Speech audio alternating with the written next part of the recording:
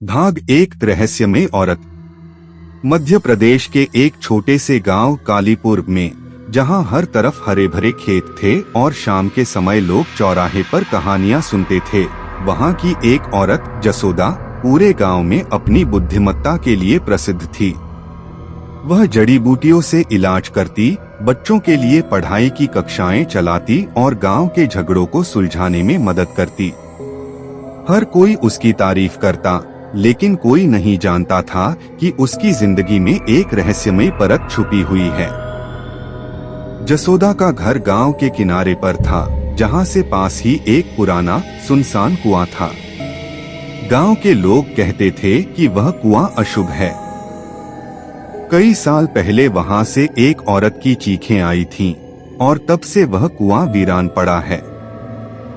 लेकिन जसोदा अक्सर रात के समय उस कुएं के पास जाती, कुछ बुदबुदाती और वापस लौट आती। एक दिन गांव के दो किशोर लड़के रवि और गोपाल जसोदा की गतिविधियों को देखने का निश्चय करते हैं। वे रात को उसके घर के पास छिपकर देखते हैं। आधी रात को जसोदा सफेद साड़ी पहने, हाथ में लाल रंग की दिया लेकर कुएं की ओर बढ़ती है। उसका चेहरा अजीब सा शांत था, लेकिन उसकी आंखें कुछ भयानक बयान कर रही थीं। लड़कों ने देखा कि जसोदा कुएं के पास खड़ी होकर जोर जोर से मंत्र पढ़ने लगी। अचानक हवा तेज चलने लगी और दिया बुझ गया। अचानक जसोदा की आवाज बदल गई। वह एक तेज और भयानक हंसी में बदल गई। लड़के डरकर भागने की कोशिश करते हैं, लेकिन उनके पैर जमे हुए लगते हैं। तभी जसोदा उनकी ओर मुड़ती है और उसकी आंखें जलती हुई लाल हो जाती हैं। लड़के किसी तरह भागकर गांव में पहुंचते हैं और पूरे गांव को यह बात बताते हैं।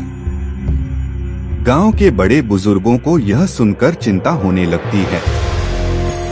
वे तय करते हैं कि अगली सुबह जसोदा से इसका जवाब मांगेंगे। लेकिन जब सुबह होती है तो जसोदा गायब होती है।